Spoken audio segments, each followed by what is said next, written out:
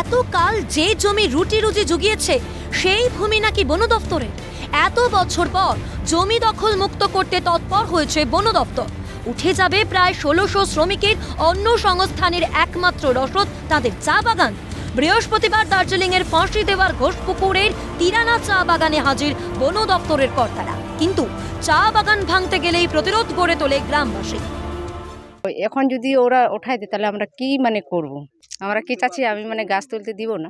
हम लोग का यही कहना है क्योंकि हम लोग पहले से ही हम लोग जगह जमीन दे के फॉरेस्ट का है, ये बात सही है, लेकिन हम लोग पहले से ही हम लोग जगह जमीन दे दिया है। पहले कहाँ था?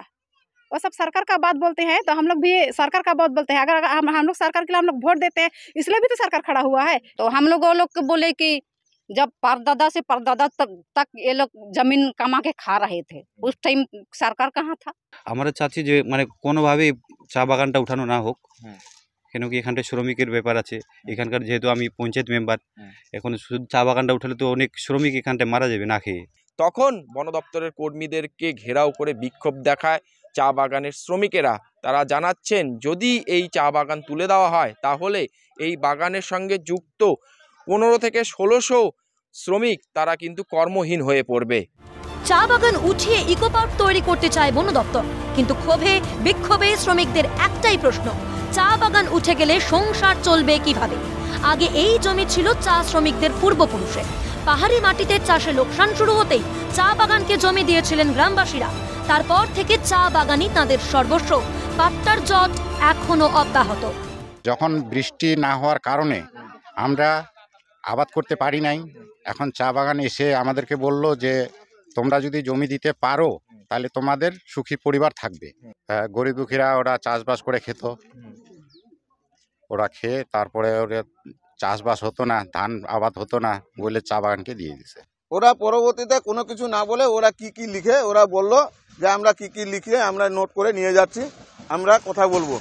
ওরা বলতেছে যে পাট্টা দেবো, মুখ দেবো। এতদিন 35 বছর ওরা কোথায় ছিল পাট্টা দেওয়া?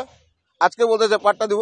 পাট্টাটা যেটা বন্ধ করে দিয়েছে সরকার থেকে, 3 বিঘা জমি পাট্টা বন্ধ করে দিয়েছে। 5 কাঠা থেকে 7 কাঠা জমি পাট্টা হয়, কিন্তু কোনো 3 বিঘা 4 বিঘা জমি পাট্টা হয় না। এবং বাগানকে যে এইভাবে বাগানের জমি যদি না হয়, এটা যদি ফরেস্টের জমি হয়, বোধহয় ফরেস্টের জমি, কিন্তু তাহলে সেই জমিটা লিজ দিয়ে দিক বাগানকে, ব্যাস হয়ে গেল।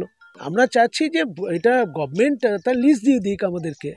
एक्शन कुछ नहीं लिया, हम लोग जस्ट बात किया था उनसे कि ये छोड़ना है लैंड, कुछ एरिया में हम लोग रिकवर करके इको पार्क बनाएंगे और उनको भी एम्प्लॉयमेंट दे देंगे, ऐसा सब बात किया। সম্প্রতি জলপাইগুড়ির 6টি বন্ধ চা বাগান অধিগ্রহণ করার ঘোষণা করেন মুখ্যমন্ত্রী স্বয়ং। এদিকে দার্জিলিং এর চালু চা বাগান বন্ধ হতে পারে বন দপ্তরের কোপে। বনকর্তারা কি আর একবার ভেবে দেখবেন চা শ্রমিকদের কথা?